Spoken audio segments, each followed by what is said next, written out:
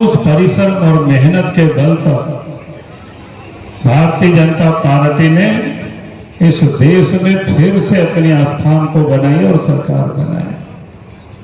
अब याद करिए, पहले तो 13 दिन की सरकार भी बनी अटल जी के नेतृत्व में, फिर 13 महीनों की सरकार बनी, फिर 5 साल की सरकार बनी और उसके बाद फिर 10 वर्षों तक कांग्रेस के नेतृत्व में सरकार रही और फिर कार्यकर्ता मेहनत और परिश्रम के बल पर 2014 में इस देश में नरेंद्र मोदी जी के नेतृत्व में सरकार बनी।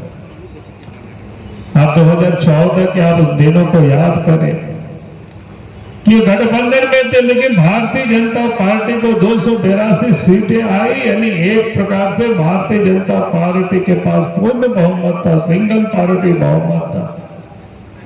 आगे गठबंधन के साथ मिलकर के सरकार चलाया और 5 वर्षों के बाद लोकप्रियता और बढ़ी और देश में जिस प्रकार से काम हुए, उन कामों के बदौलत देश के प्रधानमंत्री नरेंद्र मोदी जी को 2019 में फिर से इस देश में प्रधानमंत्री बने और सरकार बनी। अंदर में देश के प्रधानमंत्री नरेंद्र मोदी जी ने किया और आज भी देश के प्रधानमंत्री नरेंद्र मोदी जी की लोकप्रियता इस देश में ही नहीं है, बल्कि संपूर्ण संसार में सबसे लोकप्रिय नेता अगर कोई है तो आज नरेंद्र मोदी जी है। देश के प्रधानमंत्री, भारत के प्रधानमंत्री, भारतीय जनता पार्टी के कार्यकर्ता है वो नरेंद्र मोदी जी है। मैं इसलिए कहता हूं कि जो अब इस गढ़वा जिला में तो बहुत लोग बताते हैं क्या सब बालू घाट यहाँ से चला जाता है, कहाँ बिहार को जाता है, यूपी को जाता है, लेकिन यहाँ के लोग अपना अगर इंदिरा आवास बनाते, अपना घर बनाते हैं तो वो बालू ला नहीं सकता है ट्रैक्टर से। जो 1000-2000 रुपया में पहले मिलता था वो 8-10 हजार रुपया खर्च करना पड़ता है तब उतना बालू मिलता है। बात सही है कि नहीं है बताइए। ये हालत है इस प्रदेश की, क्योंकि इलीगल काम होता है तो पैसा किसके खजाने में, तिजोरी में जाता है, मंत्री के तिजोरी में जाता है।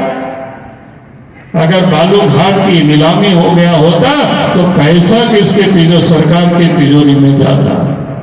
लेकिन यहाँ तो नीलामी होने नहीं देते ताकि 2 नंबर के रास्ते से लोग काम करते हैं। नदी की बालू तक को इन्होंने नहीं छोड़ा यहाँ के लोगों के लिए। पत्थर को इन्होंने लूटा, कोयला को इन्होंने लूटा, लोहा को इन्होंने लूटा, यहां तक कि अगर कहीं जमीन भी पड़ा हुआ है तो उसको भी लोगों ने लूटा। और उनका एडमिट कार्ड कहां मिलता है बच्चों का? हेमंत सोरेन के मित्र है विनोद सिंह, उसके घर में मिलता है। भाई वो कोई जेसीसी का दफ्तर वो नहीं था, उनके मोबाइल में मिलता है, वो उसके कोई मेंबर नहीं थे। हेमंत सोरेन के दोस्त हो सकते हैं, जेसीसी का वो मेंबर नहीं था, कि वहां क्यों था एडमिट कार्ड? इससे बड़ा और प्रमाण क्या हो सकता है? और इसलिए मैंने आप सब आप देख रहे होंगे ऐसा सारे लोग मिलकर के इकट्ठे हो गए कि नहीं भाई बीजेपी को नहीं जीतने देना, मोदी जी को प्रधानमंत्री नहीं करने देना है। तो हमें इस चुनौती को स्वीकार करना है कि जितना भी ताकत लगा दीजिए, पिछले बार जितना वोट से हम लोग जीते हैं उससे कहीं अधिक वोट से इस बार झारखंड भी जीतेंगे। यही आप सब लोग संकल्प लेकर के यहाँ से जाना, यही निवेदन, यही अपील करने के लिए आया था कि इस बार भी फिर से आप सबको इस पलामू लोकसभा क्षेत्र जीतना है। यही मैं निवेदन, यही मैं अपील करने के लिए आज आपके बीच में आया। आप याद करिए, मैं कल पूछ रहा था कि पिछले दफे कितना मतदान, कितना वोट से हम सब लोग जीते, कितना वोट बीजेपी को मिला? तो 63% वोट पिछले चुनाव में पलामू लोकसभा क्षेत्र से लोगों ने कमल निशान पर वोट डाला है। तो इस बार पार्टी ने तय किया कि हमें हर लोकसभा क्षेत्र में कम से कम 10% वोट हमें बढ़ानी है।